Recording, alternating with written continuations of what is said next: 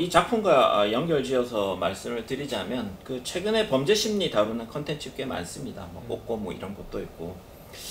근데 이런 걸 보면은 개인의 심리를 다루는 논리가 점점 이제 공감 불가능한 내면을 강조하는 것 같아요. 뭐 대표적인 게 사이코패스, 소시오패스 논란이죠.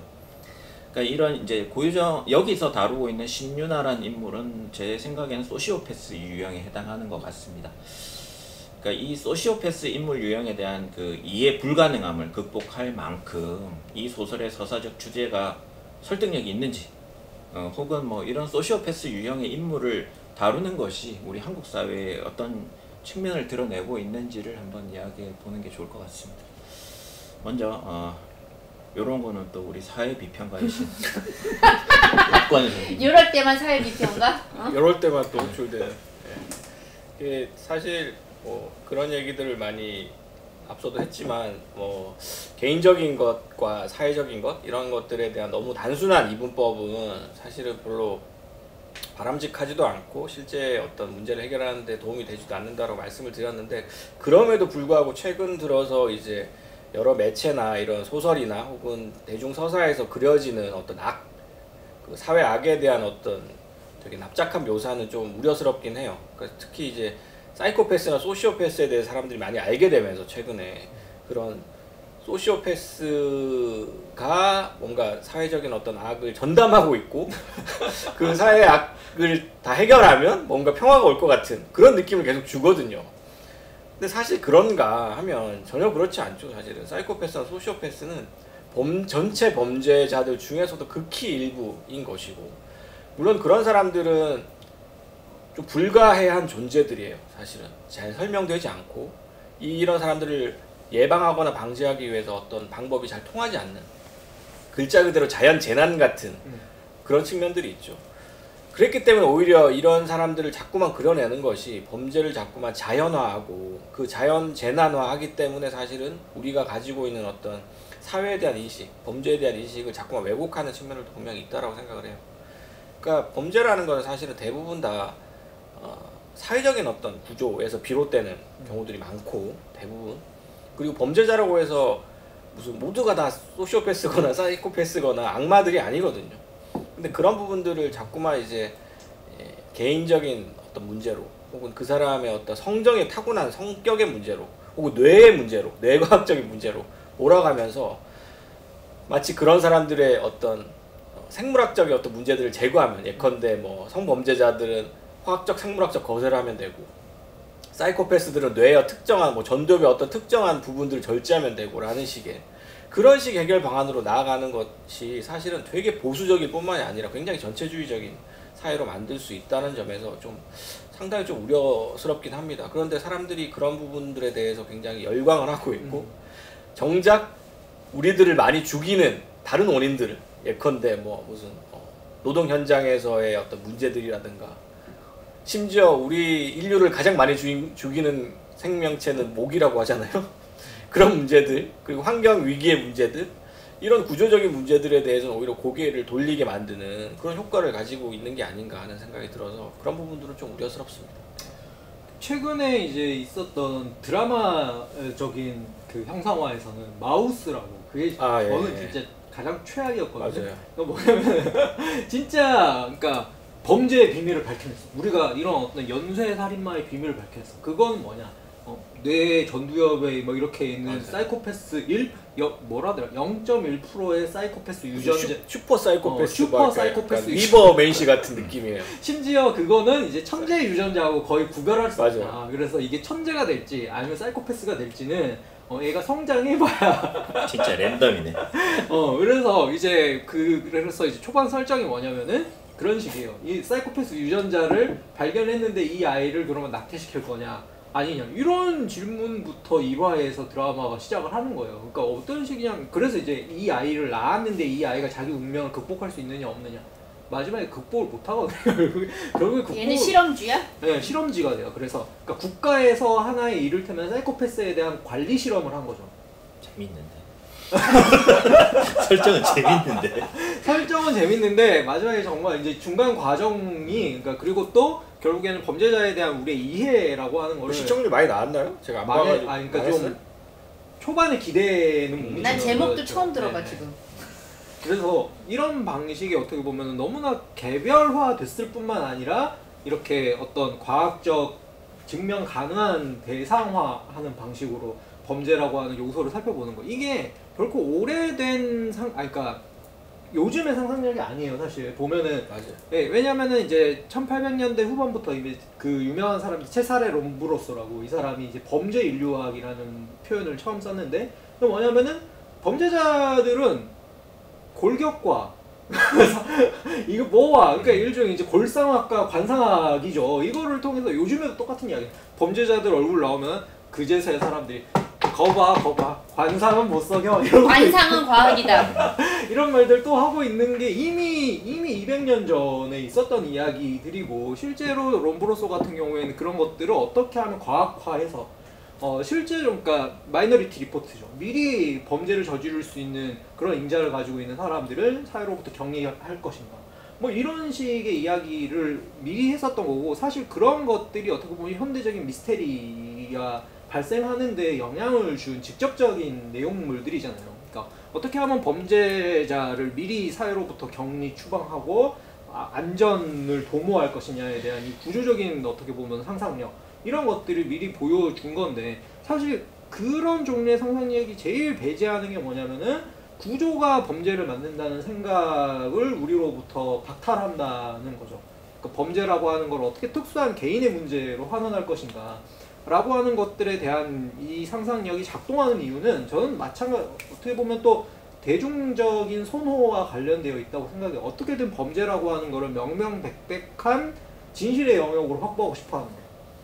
그리고 그러한 것들을 이제 구조라고 하는 차원에서 안전하게 관리할 수 있는 그런 사회를 원하는 거. 그러니까 이게 요즘에는 사이코패스라고 하는 종류의 이 어떻게 보면은 범죄 심리학의 영역으로 약간 전환된 것뿐이죠. 그러니까 쉽게 이야기하면 어떤 육체적 관상의 영역이 이제 조금 보이지 않는 비가시적인 대상으로 전환된 것뿐이라고 생각이 들고, 그러니까 이를테면은 그런 어떤 관상학, 골상학을 뒷받침했던 거의 대표적인 것들은 부르주아들이 노동계급을 바라보는 시선이었단 말이에요.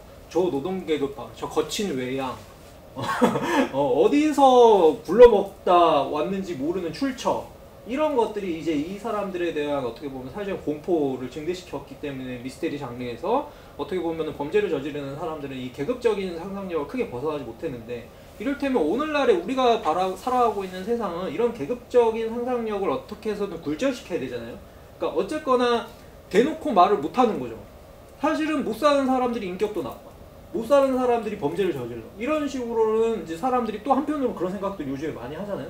근데 그럼에도 불구하고 그런 것들을 말할 수 없을 때, 그러면 이제 범죄는 어떤 방식으로 구현되어야 되는가, 드러나야 되는가. 그러면 이제 대놓고 끌어다 쓸 수 있는 이제 캐릭터의 한 가지 스테레오타입이 돼버린 게 사이코패스가 돼버리는 거죠. 그러니까 이거는 이제 어쨌거나 최근에 어떤 전체적 사회적 분위기를 함축하고 있기도 하고, 근데 이제 소설적으로 봤을 때는 이게 과연 이제 입체적인 접근인가 하면 전혀 그렇지는 않죠. 그러니까 이게 사실은 저는 되게 사회 전반의 분위기와 굉장히 관련이 있다고 생각해요. 특히 범죄를 그리는 방식, 특히 우리가 이제 안전에 대한 그런 사고방식이 굉장히 이런 사회를 바라보는 시각과 직결되는 문제거든요. 그래서 말씀하셨듯이 과거의 골상학이었던 것이 지금은 진화심리학이라는 이름으로, 물론 진화심리학자라고 해서 모두가 다 그런 방식으로 생각하는 건 아니지만 일부 진화심리학을 하는 사람들이 이제 그런 방식으로 범죄를 그리고 개인화하고 자연화하고, 특히 또 이제 뭐 젠더 문제 같은 걸 설명할 때도 남성이 여성들을 강간하고 착취하고 하는 것들이 사실은 남성이 그렇게 생겨 먹었기 때문이다라는 방식으로 설명하는 그런 그 생물학적 환원론적인 설명이 사실은 굉장히 위험한 방식이거든요. 그런 것들이 사회 구조적인 문제들을 가리고 은폐하는 역할을 하는데, 그런 방식의 설명이 어떻게 보면 되게 명쾌해 보이잖아요, 사람들한테. 아 그렇구나. 아 그렇구나. 그렇게 이제 명쾌한 방식이기 때문에 어떻게 보면 되게 선호되고, 또 그러다 보니까 그런 방식들이 계속 반복되면서 마치 사실인 것처럼 느껴지는데, 이게 사실 저는 특히 이제 진화심리학의 어떤 일정한 부류들은 골상학의 반복이고 사회진화론의 반복이라고 생각을 해요. 근데 그런 방식들이 결국은 구조적인 문제들을 계속해서 은폐를 하고, 특히 이제 뭐 사회 문제의 대부분을 차지하고 있는 어떤 뭐 노동의 문제라든가 자본과 노동 간의 어떤 착취의 문제라든가 그런 것들을 다 개인적인 문제, 개인의 자질의 문제로. 그러니까 자질론이라는 게 사실은 서구 정치학에서도 굉장히 오래된 플라톤으로부터 거슬러 올라가는 문제거든요. 플라톤이 뭐라고 했습니까? 금의 아이가 있고 동의 아이가 있고 은의 아이가 있다. 금의 아이는 태어나자마자 플라톤이 또 대단한 게 남자와 여자를 차별하지 않았어. 아리스토텔레스는 남녀를 굉장히 차별했거든요. 여자는 그냥 열등한 존재로 했는데 플라톤은 남자가 여자고 일단 금의 아이가 있다. 그래서 자질이 좋은 애들은 일단 섬에다가 모아놓고 기숙학교 같은 거 만들어가지고 얘네들을 키워가지고 얘네들은 철학자 왕을 만들어라. 이렇게 얘기를 한 거죠. 은의 아이는 뭐 군인이나 이런 거 시키고 동의 아이나 뭐 이런 흙의 아이 이런 애들은 그냥 노예나 시키고 흙수저지 흙수저 그냥 일이나 시키고 그냥 짐승처럼 일만 시키는 그런 존재가 되는 거예요. 원조 능력주의자. 원조 능력주의자예요 진짜 플라톤이. 그러니까 플라톤 이후에 지금까지 뭐 한나 아렌트도 마찬가지. 한나 아렌트가 굉장히 플라톤주의적인 얘기 많이 하거든요. 그래서 그런 어떤 전통이 있어요. 그거 뭐 서구 사회에서만 있는 게 아니라 동양에서도 있죠. 그런 능력주의적 전통이 다 그러니까 사실은 자질론이죠. 그러니까 인간은 그렇게 태어났고 고귀한 자질을 태어난 사람이 따로 있다. 그리고 대부분 흙수저고 흙의 아이다. 동의 아이고. 그러니까 그런 애들은 그런 자기 뭐 직분에 맞는 자기의 처지와 능력에 맞는 일을 해라. 그런 식의 사고방식이 여전히 아직까지도 그 고대부터 지금까지 남아있다는 것이죠. 그런 것들 현대판 근대 버전이 사실은 골상학 같은 사회진화론 같은 것이었고 현대 버전이 진화심리학의 일부였던 거죠. 그래서 이런 부분들이 사실은 최근에 유행하고 있는 것이 굉장히 어떻게 보면 어떤 징후적이다라고 볼 수 있습니다. 이게 어떤 방식으로든 사회적인 혐오라든가 이를테면 여러 가지 방식의 어떤 징후적인 어떤 언설 이런 걸로 연결될 수 있기 때문에 이거 물론 문제라고 생각하지만 다들 이제 이런 방식을 좋아하기 때문에 이런 소설들도 대부분 다 사이코패스, 소시오패스를 다루고 있고 뭐 영화나 드라마들도 뭐 마인드 헌터라든가 뭐 많잖아요. 미드에도 사이코패스 다루는 것들이 그런 것들이 각광받는 것들은 저는 뭐 일정 부분 이해는 하지만 사실은 범죄를 다루는 어떤 서사들이 최근에 지상파나 이런 방송에 넘쳐나는 것들을 보면서 뭔가 좀 위기감 같은 게 느껴지긴 해요. 네. 그럼 뭐 한니발 렉터 같은 어떻게 보면 매력적인 범죄 살인마 캐릭터가 그러니까 한니발 렉터가 어쨌거나 우리가 알고 있는 뭐 영화사에 어떻게 보면은 괄목할 만한 캐릭터가 됐지만 다르게 이야기하면은 살인마에 대한 미학화라고 하는 걸 부정할 수가 없잖아요. 근데 그 미학화를 뒷받침하는 핵심적인 방법은 한니발 렉터는 사이코패스에 대한 분석이 가능한 종류의 이해 가능한 이제 전문가이기도 하다는 거죠. 예를 들어서 이제 스탈린이 거기 양들의 침묵에 가서 물어보면 그럼 사이코패스의 특징들을 줄줄줄 읊어주는 겁니다. 그러니까 뭐 이런 방법으로 어떤 종류의 유전적인 자질 혹은 가정적 학대 상황과 뭐 이런 것들을 포괄했을 때 어떻게 사이코패스는 구성 가능하고 동시에 파악 가능하며 격리해야 하는가에 대한 논리를 그런 방식으로 제공해 주는 거. 그러니까 이게 어떻게 보면 다른 한편에서는 현대화된 스릴러 장르가 가지고 있는 좀 노골적인 장르적 스테레오 타입이 돼버린 건 사실인 것 같아요. 그리고 최근에 이제 뭐 그런 강력 범죄에 대한 형량을 강화하라는 목소리가 굉장히 많잖아요. 그러니까 그런 것들이 계속 자극적인 방식으로 보도가 되고 왜 쟤는 사형시켜야 되는데 왜 뭐 20년밖에 안 줘라는 이야기들이 그러니까 심지어 진보적인 사람들한테서도 계속 나오거든요. 그런 것들이 사실은 한국에서뿐만이 아니라 사실은 신자유주의 이후에 전 세계가 우경화되면서 이런 안전에 대한 강박관념들이 전 세계적으로 굉장히 돌았고 그래서 이 안전사회에 대한 심리들이 결국은 되게 우파적인 우경화의 어떤 징후거든요.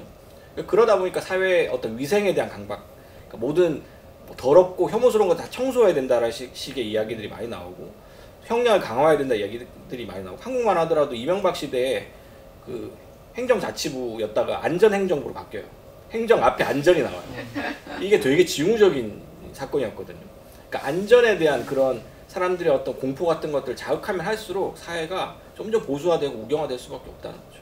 그러니까 이런 부분들이 사실은 신자유주의 이후에 사람들이 점점 더 그런 그 안전에 대한 공포를 느끼게 되고 실제로 데이터를 보면은 형사 관련된 데이터를 보면 범죄율이 떨어지고 있거든요. 근데 사람들은 이게 지금 옛날엔 살기가 좋았는데 지금은 지금 이런 사이코패스들이 너무 많아져가지고 살 수가 없다 이런 식의 사고를 하면서 격벽을 치고 커뮤니티에 이를테면 장벽을 치는 게이티드 커뮤니티라고 얘기를 많이 하잖아요. 이런 식으로 이제 장벽을 높이는 거죠. 잘 사는 사람들은 장벽을 높여가지고 자기들끼리만 사는. 그러니까 이게 되게 심한 게 남미 같은 나라인데, 남미의 게이티드 커뮤니티는 브라질 같은 데는 진짜 사설 경호원들을 고용해가지고 총을 쏴요. 그러니까 가난한 사람들이 주변에 접근하면 총을 쏴서 죽여요. 그냥. 아니 그리고 엄청 벽도 높게 세우더라고요. 네. 한국 같은 경우도 이미 그런 현상들이 아파트, 소위 말하는 고급 아파트를 중심으로 일어나고 있고, 그런 아파트들은 택배 노동자들도 못 오게 막 해가지고 이렇게 갈등이 일어나고 그러잖아요. 그러니까 이런 문제들이 사실은 다 연결되어 있는, 사회가 보수화되고 우경화되고 있다는 신호들인 거죠. 아파트가 옛날에 중세의 성이죠, 뭐 캐슬. 그렇죠. 그리고 캐슬. 다, 이름이 캐슬이잖아요. 그리고 무슨 경비원들은 다 농노고.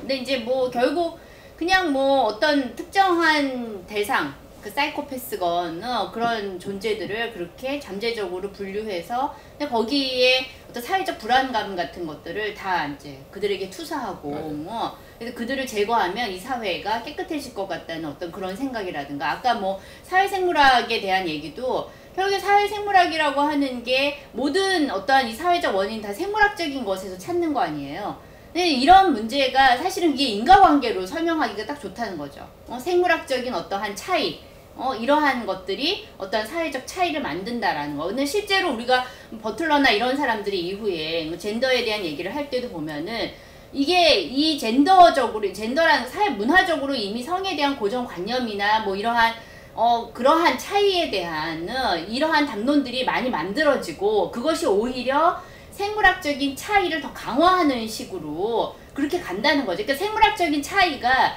사회적인 어떠한 차별이나 차이의 원인이 아니라 사실은 이 차별의 어떠한 그런 도상학이나 이러한 것들이 이 어떤 생물학의 차이를 더 강화시킨다는 거야. 그러니까 우리는 다르니까, 남자 여자 다르니까 어떤 뭐 이렇게 뭐 소위 말해 프랑켄슈타인화된 그러한 괴물의 형상으로 만들어진, 그리고 노동자 계층에 대한 그러한 혐오, 너희들은 그렇게 괴물스럽게 태어났으니까 뭐 이러한 식의 어떤 차이가 이러한 차별을 너무나 정당화하는 그런 논리가 되는 거잖아요.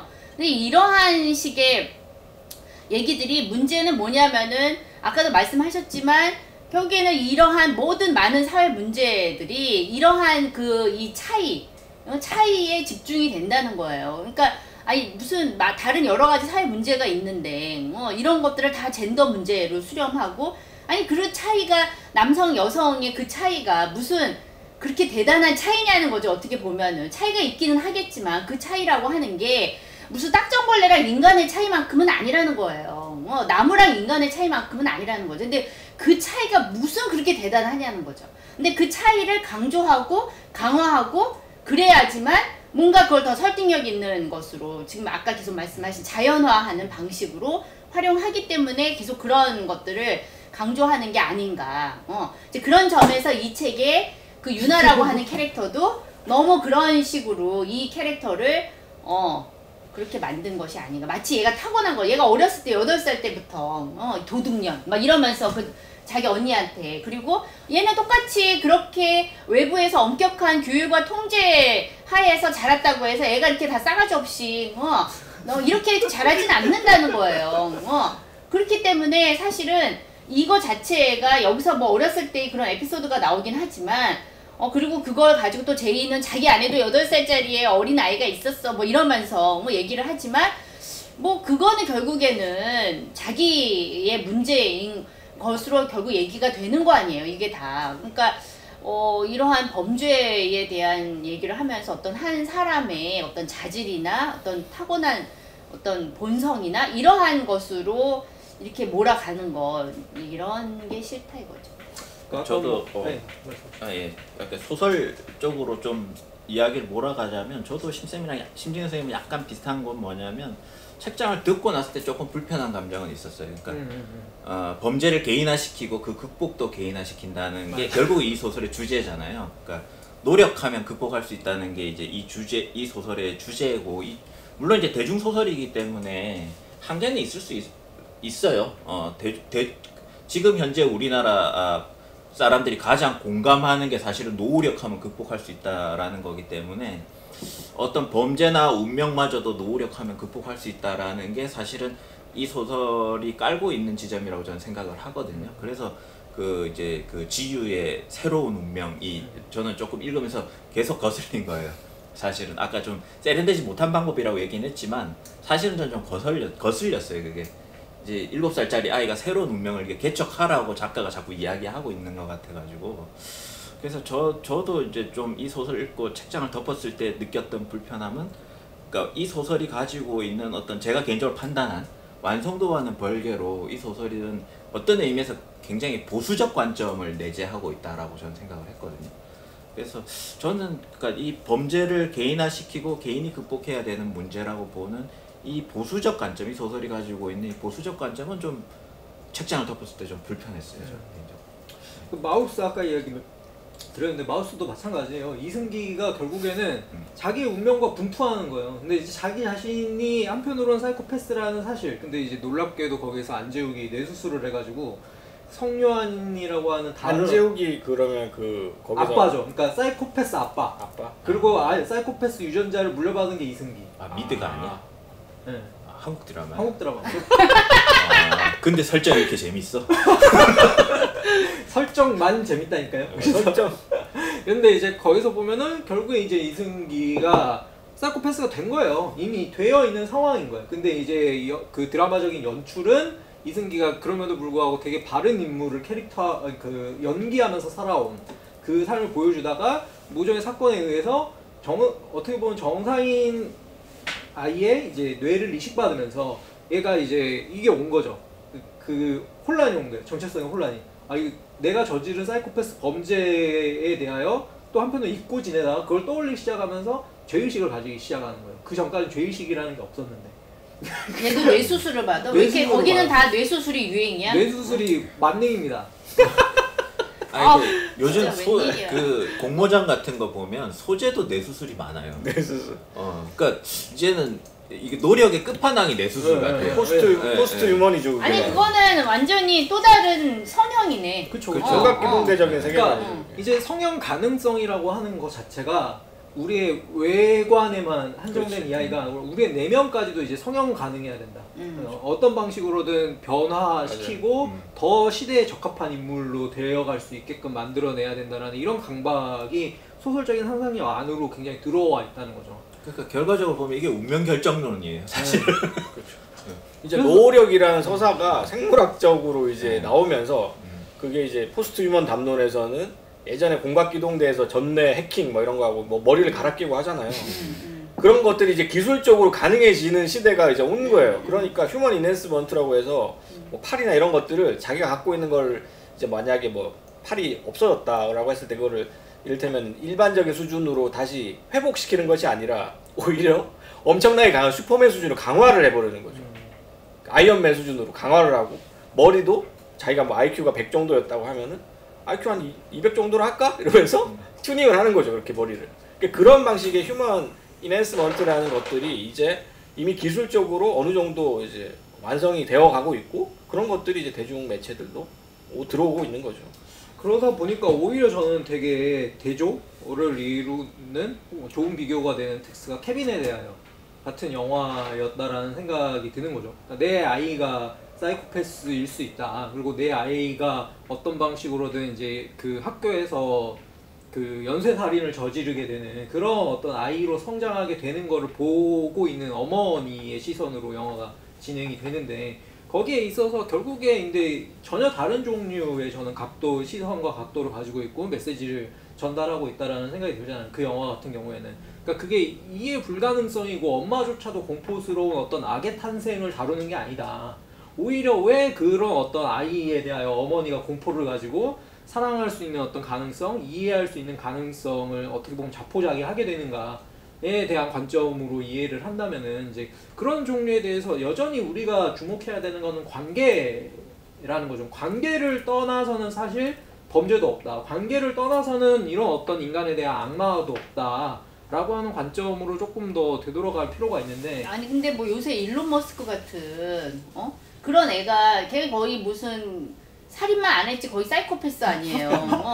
그러니까는 그냥 뭐 그 약간 천재 이 천재 제스처를 취하는 그런 약간 사이코패스. 근데 그런 사람들이 전 세계적으로 막 열광의 대상인 거잖아요. 그러니까 뭔가 이렇게 이것도 능력, 사이코패스인데 능력주의, 대부분 능력주의, 능력자야. 그러니까는 사이코패스라도 괜찮아. 뭐 이렇게 약간 그런 식의 잠재적으로 그들이 가진 어떠한 능력, 뭔가 그들은 대단한 능력의 소유자일 것이다.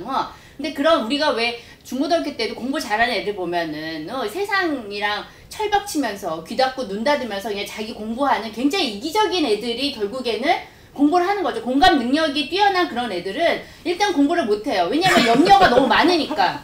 세상에 대한 염려, 주변 친구들에 대해 너무 염려를 하다 보니까 공부를 못하고, 그런데 그냥 하면서 이기적으로 공부하는 애들은 걔네들이 이제 좋은 대학 가고 그래가지고 그냥 사이코패스 되고 소시오패스 되고 성공하고 하니까 소시오패스가 되는 게 성공의 지름길이로세? 이러면서 이제 이런 것들이 약간 열광의 대상이 되고 있는 게 아닌가, 그 캐릭터로서. 최근에 뭐 그런 종류의 분석이 있긴 했죠. 그러니까 전체 이제 그 서구 기업들의 CEO들에 대한 뭐라고 하죠? 성격 테스트? 뭐 이런 것들을 했더니 대부분이 뭐 약간의 굉장히 하이 펑셔닝한 소시오패스적 성향들이 드러난다. 하나의 CEO가 되고 기업을 경영하고 높은 어떤 사회적 어떤 능률성을 뽑아내기 위해서라면 어느 정도의 이런 소시오패스적인 지형 우리가 가져야 된다. 뭐 거의 막 그게 뭐 하나의 중요한 자질처럼 자질인 얘기를 것처럼 하죠. 이야기되는 것도 굉장히 사실 뭐 자본주의 사회에서 뛰어난 경영자라는 건 사람을 사람으로 안 보는 게 기본이잖아요. 그렇지. 사람으로 보면은 네. 경영을 못해.